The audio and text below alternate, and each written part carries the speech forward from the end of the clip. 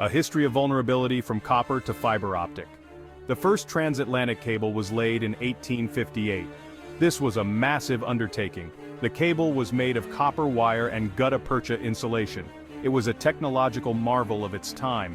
The cable allowed for near instantaneous communication between North America and Europe. This was a huge leap forward in communication technology. Prior to the cable, messages took weeks to cross the Atlantic by ship. The cable reduced this to minutes. This had a profound impact on trade, diplomacy, and news. However, the cable was also vulnerable. Storms could damage it. Ships could accidentally cut it. And as early as 1898, it was intentionally cut during wartime. Undersea cables have evolved since the 19th century. Today's cables are made of fiber optic strands. They carry data at the speed of light. These cables handle 99% of international internet traffic. They are the backbone of the global economy. These cables are still vulnerable. Fishing gear can snag them. Anchors can drag and sever them. Earthquakes and underwater landslides can cause breaks. And then there's the possibility of sabotage.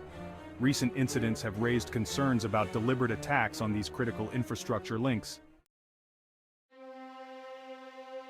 Undersea cables are not just about sending emails or watching YouTube videos. They are critical for financial transactions, military communications, and intelligence gathering. Trillions of dollars flow through these cables every day. Governments rely on them for secure communication. Intelligence agencies use them to monitor global activity. Damage to these cables can have significant economic and political consequences. A major outage could disrupt global markets, disrupt supply chains, and even trigger political instability. The dependence on these cables makes them a tempting target for state and non-state actors looking to cause disruption. The recent incidents in the Baltic Sea, where fiber optic cables were damaged, highlight this vulnerability. While the exact cause of the damage is still under investigation, sabotage is a real possibility. These incidents serve as a stark reminder of the fragility of the infrastructure that underpins our hyper-connected world. Incidents raise suspicions. In recent years, there have been a number of incidents involving damage to undersea cables. In 2022, several cables were cut near the Shetland Islands, disrupting internet and communication services in the region. The cause of the damage was never definitively determined, but sabotage was suspected.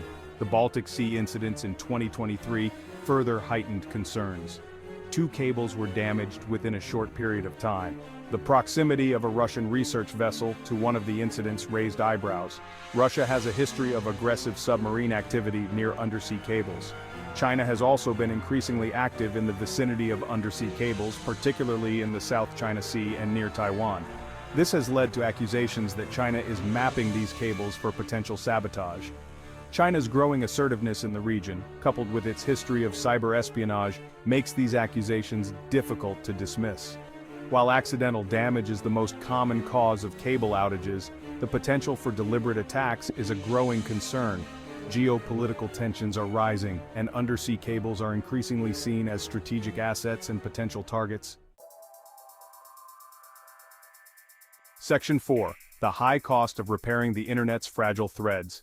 Repairing a damaged undersea cable is a complex and expensive undertaking. First, the location of the break must be found. This is often done using remotely operated vehicles, or ROVs, equipped with sonar. Once the break is located, a repair ship is dispatched. The damaged section of the cable must be brought to the surface. The repair process involves splicing together the broken ends of the cable. This requires specialized equipment and highly skilled technicians. The repaired section is then lowered back to the seabed. The entire process can take weeks or even months, depending on the severity of the damage and the location. The cost of repairing a cable can run into the millions of dollars. The longer the outage, the greater the economic impact. For businesses that rely on high-speed data transmission, even a short outage can be costly. Governments are also concerned about the potential impact of cable outages on national security. Section 5. China's growing footprint in the undersea realm. China's rise as a global power has been accompanied by a growing interest in undersea cables. Chinese companies are now involved in the construction and operation of these cables around the world. This has raised concerns about China's potential ability to disrupt or intercept data flowing through these cables. China has also been investing heavily in its own undersea cable network.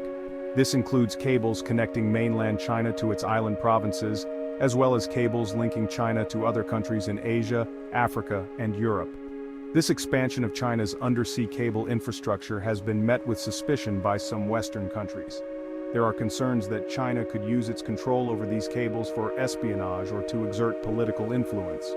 China's track record on internet censorship and its willingness to use technology for surveillance purposes have fueled these concerns. The growing importance of undersea cables, coupled with China's increasing influence in this domain, is likely to be a source of geopolitical tension for years to come. The security and integrity of these cables will be crucial for maintaining global communication and economic stability.